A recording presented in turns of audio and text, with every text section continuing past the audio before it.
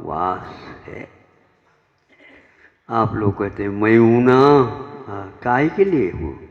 निगोद राशि जीवों को रखने के लिए। इसलिए आप भी अनंत कायिक शुद्ध होते हैं। सुन रहा है? हाँ, प्रत्येक शरीर तो है ही अपना, और इस प्रकार उसमें अनंत कायिक आप भी है। ये इंद्रिय ही अनंत कायिक है ऐसा नहीं। आज तो अनंत कायिक आप भी है महाराज, आप भी है, सभी हैं। यहाँ पर कोई भी बैठा है तो वह पूरे पूरे अनंत कायिक है। इसलिए अब किसके लिए रक्षा करेंगे? स्वयं की भी रक्षा करो और दूसरे की भी रक्षा करो। नहीं है तो अनंत कायिक जीवन के हनन के लिए आप कारण बन सकते हैं और बनते चले जाते हैं। यह आपको किराए का मकान मिला है, आपका नहीं है। आप जैसे इसका स्वामी है उसी प्रकार अनंत जीव इसके स्वामी हैं। इसलिए एक स्थान पर यह भी उल्लेख किया है, कोई भी व्यक्ति उपवास करता है तो उस उपवास के दिन में भी मशीन तो यंत्र तो चलता रहता है। यदि अन्न नहीं मिला तो जो मिला उसी को वह पीसता चला जाता है और रस का अवदान शरीर के लिए देता चला जाता है। ये प्रक्रिया आपकी चलेगी। इसलिए भत्ते वा खमने वा, चाहे भोजन हो चाहे उपवास हो, भोजन में भी इसी प्रकार की प्रक्रिया। पूर्व के जीव अनंत समाप्त हो जाते हैं, नए सिरे से भोजन करते हैं। हम तो शाकाहारी हैं, बिल्कुल शाकाहारी हैं आप, लेकिन आहारी है। शाकाहारी है तो आहार भी तो होता है आपका। तो ये शरीर के भीतर रात दिन नाड़ी के फड़कन के साथ चल रहा है, अनाहत चल रहा है। अब कर्मों का क्षय हुआ तो उसी समय पर भावों का भी क्षय हुआ। भाव क्या रहा? तो जो कोई भी परिणाम तद्मस्त अवस्था में होते वो सारे सारे भाव कर्म हैं, जो कि योग भी एक प्रकार से भाव कर्म के अंतर्गत आ जाता है, क्योंकि जिसके द्वारा बंध होता है ज्ञानावरणादिक 8 कर्म और राग द्वेषादिक। राग द्वेष आदिक कहा, आदिक में योग को भी स्वीकार कर लेना चाहिए, तो क्योंकि उसके द्वारा भी बंद होता है।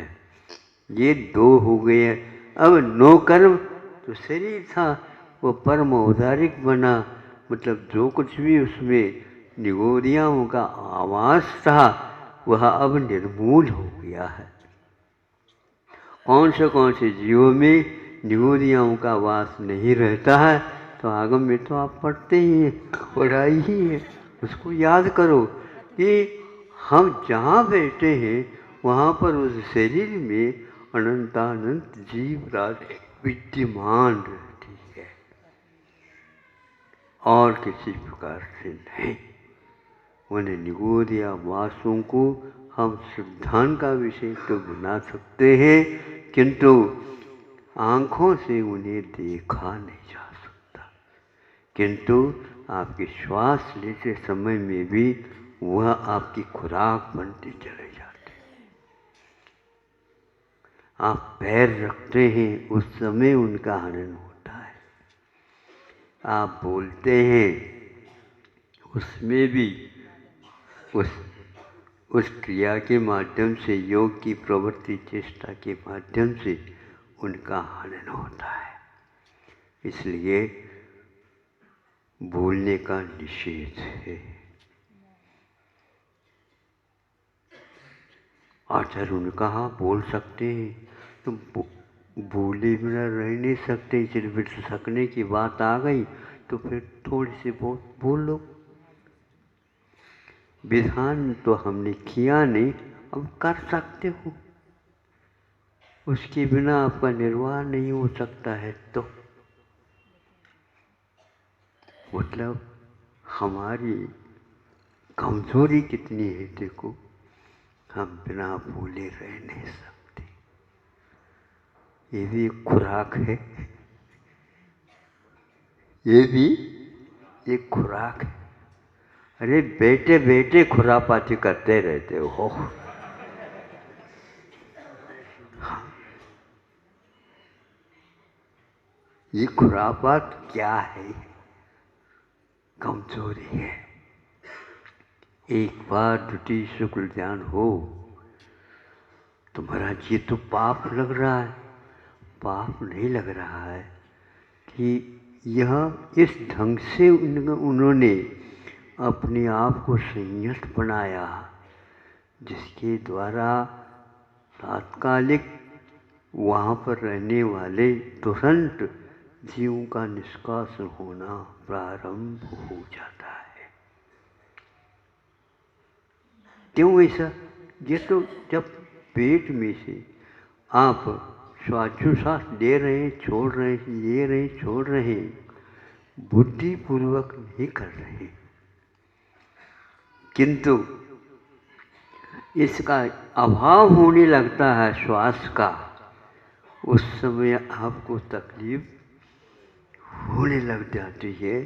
तो आप अपनी तकलीफ को दूर करने के लिए दीर्घ श्वास ले लेते हैं। श्वास लिया नहीं जा रहा, और श्वास में जो लिया जा रहा है, श्वास में जो लिया जा रहा, उनकी क्या गति होती होगी देखो।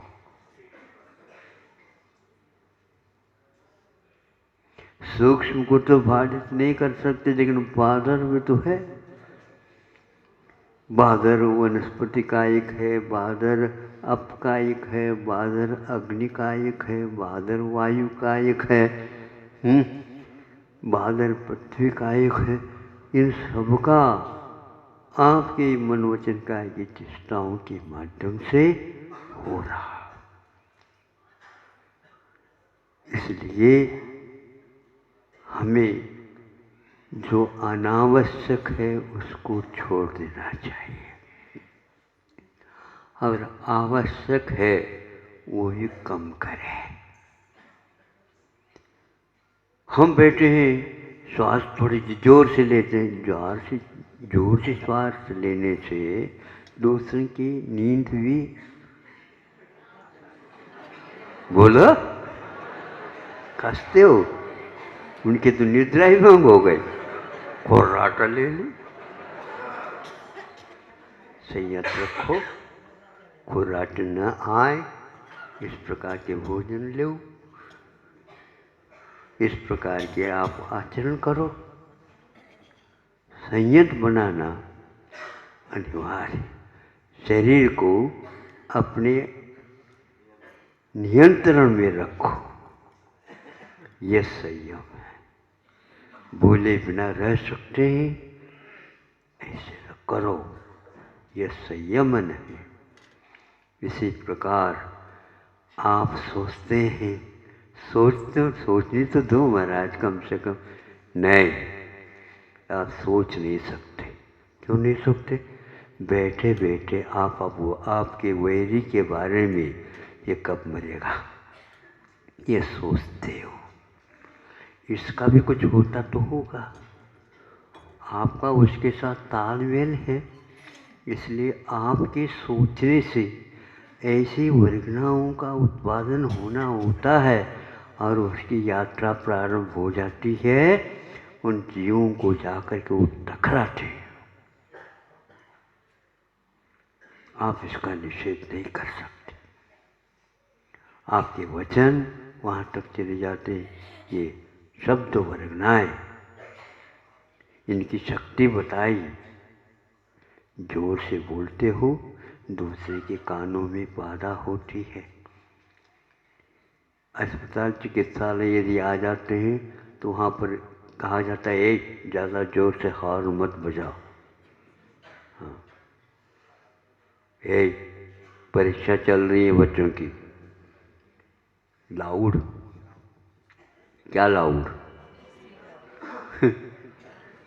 ध्वनि मत करो, तो ध्वनि मत दो। आपकी ध्वनि देने से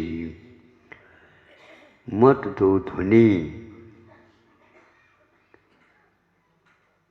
गति में कमी आती स्वयं की और पराये में। उनकी गति में आपके ध्वनि के कारण कमी आ सकती है, आती है स्वयं की भी। जिस समय हम गति देते हैं, ध्वनि देते हैं, उस समय गति में अवरोध करना पड़ता है। ये सारी स्थितियाँ हमारे परोक्ष में जैसे हो रहे हैं, किंतु याद करने से शास्त्रीय आधार पर ये ज्ञात होता है कि हम चुप बैठ करके एक भी क्रिया नहीं कर पा रहे। पश्चाताप होना चाहिए। यह हमारे वजह से हो रहा, ये प्रायोगिक है, पुरुषार्थ जन्य है। इसके लिए हमने अपने पुरुषार्थ किया है। श्वास यदि नहीं लेते हैं, घुटन पैदा हो जाता है, और इधर श्वास लेते हैं, उस स्थान में क्या क्या हलचली होती है हमें ज्ञात नहीं होती। ऐसे ही शांत चित्त हो करके मन, वचन और काय के ऊपर संयम रखते हुए वे मुनि महाराज बैठते हैं तो आपे को भूल जाते हैं। अपने आप को गुणमय रखना बड़ा कठिन संयम है। अवगुण तो आ ही जाते, आने का उनका उपक्रम रुकता ही नहीं। श्वास ले रहे हैं, इसके लिए पुरुषार्थ मूलक मूलाचार में कहा गया, पंचविंद्रिय मुंडा, वच मुंडा, हस्त पाद तनु मुंडा, मन मुंडे ने सैया, 10 मुंडा वंदिया सभी। कम से कम मन का मुंडन तो कर लो। केस लूच करना अलग वस्तु और मन का मुंडन करना अलग वस्तु। आप यदि मन का नियंत्रण स्वयं नहीं रख सकते हो तो वर्गनाएं जो ग्रहण होती हैं वो आपके वैर तक जा करके टकरा देते हैं। जैसे कई लोग कहते हैं ना, मूठ वगैरह चलाते हैं, मूठ चलाते हैं। पहले नहीं जानता था मैं मूठ क्या है, वही मुट्ठी समझता था। क्या तो हो गया, मूठ चलाने के उपरांत उसकी जिसके ऊपर चलाया उसकी स्थिति ऐसी हो जाती है, कैसी हो जाती है, मरना सन्न हो जाता है और कई उसमें मर भी जाते हैं। आपका मन खेल नहीं है, सबसे ज़्यादा पावरफुल है इन तीनों चेष्टाओं में।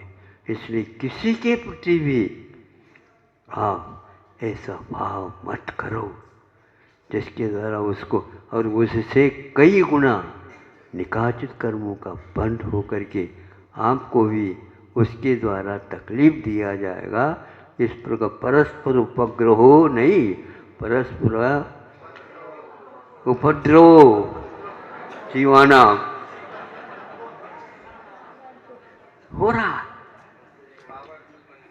यह असंयम मार्गना है। ऊपर संकल्प मात्र लेने से कुछ नहीं होता, किंतु भीतर से ये सारे आयाम दूर होना चाहिए। इसलिए 3 मूलों से रहित होने के लिए जो साधना करते हैं वे धन्यवाद के पात्र तो है, लेकिन हमारे आदर्श है, हे भगवान हमें भी इस प्रकार की क्षमता आ जाए, किंतु हम क्षमता है उसका दुरुपयोग करते हैं, उसको पहले हम छोड़ें, संयत बने। संयत बनने के उपरांत भी संयत है क्या नहीं ये फिर देखें। जैसे दर्पण में आप देखते हो, उसी प्रकार अपनी मार्गनाओं में, अपने संयम साधनों में अपने चित्त को लगाओ। बैठे बैठे इधर उधर खुरापाती होते, वो तो बहुत महान खुरापाती है, वो कहता है तुम भी तो कम थोड़ी हमसे। हाँ, खुरापाती का क्या होता है? खुराओं को यूं गैया है, बैल है और श्वान कुत्ता है,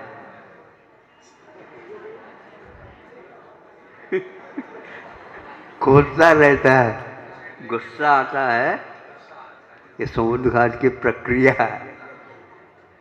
इस प्रकार हम मन से यदि मान लो किसी के अहितकार के बारे में सोचते हैं, इसको अनर्थ दंड कहा और उसको दुर्ध्यान कहा। बल्कि रौद्र ध्यान की प्रक्रिया में यही कुछ हो जाता है बंधु।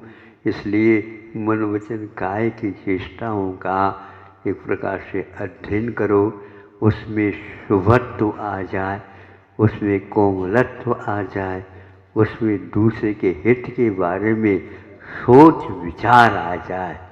ऐसा परम